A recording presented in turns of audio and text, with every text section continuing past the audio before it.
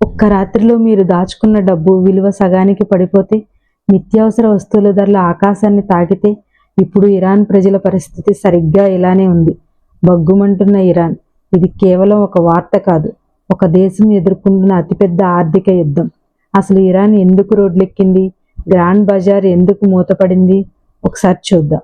Iran currency riyal విలువ పాతాళానికి పడిపోయింది. 2022లో ఒక అమెరికన్ డాలర్ విలువ దాదాపు 4.8 లక్షల రియాల్స్ దగ్గర ఉంటే, ఇప్పుడు అది ఊహించినంతగా దిగజారిపోయింది. దీనివల్ల సామాన్యుడు సంపాదించే సంపాదన కనీసం భోజనానికి కూడా సరిపోవట్లేదు. ఒక సగటు ఉద్యోగి నెలకు సంపాదించేది కేవలం $100 లోపే. అంటే పరిస్థితి ఎంత దారుణంగా ఉందో అర్థం చేసుకోవచ్చు. దేశంలో ద్రవ్యోల్బణం 40% పైగా పెరిగిపోయింది. ప్రభుత్వం పన్నులను ఏకంగా 62% పెంచడం ప్రజల్లో ఆగ్రహాన్ని కట్టలు తెంచుకునేలా చేసింది. ఆహారం, మందులు లాంటి కనీస అవసరాలు తీరక పేదలే కాదు, మధ్యతరగతి ప్రజలు కూడా రోడ్ల మీదకు వచ్చి నిరసనలు తెలుపుతున్నారు. ఇరాన్ ఆర్థిక వ్యవస్థకు గ్రాండ్ బజార్ గుండెకాయ లాంటిది. కానీ కరెన్సీ విలువ లేకపోవడంతో వ్యాపారులు భారీగా నష్టపోతున్నారు. అందుకే చరిత్రలో ఎన్నడూ లేనట్టుగా బజార్లో వ్యాపారులంతా దుకాణాలు మూసివేసి ఆందోళన బాట పట్టారు.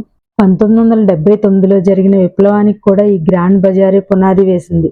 ఇప్పుడు మళ్ళీ అదే రిపీట్ అవుతుందా అని ప్రపంచ దేశాలు ఆసక్తిగా గమనిస్తున్నాయి. పరిస్థితి చేయి దాటిపోతుండటంతో ఇరాన్ ప్రభుత్వం సెంట్రల్ బ్యాంక్ గవర్నర్ను మార్చేసింది.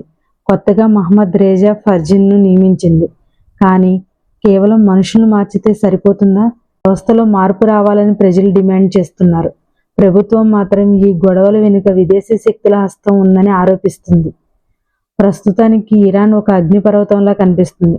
మరి ప్రభుత్వం ఈ ఆర్థిక సంక్షోభాన్ని ఎలా చక్కదిద్దుతుంది? సామాన్యుడి కష్టాలు ఎప్పుడు తీరుతాయి? మీ అభిప్రాయాన్ని కామెంట్స్ రూపంలో తెలియజేయండి. మరిన్ని అప్డేట్స్ కోసం మన ఛానల్ని సబ్స్క్రైబ్ చేసుకోండి.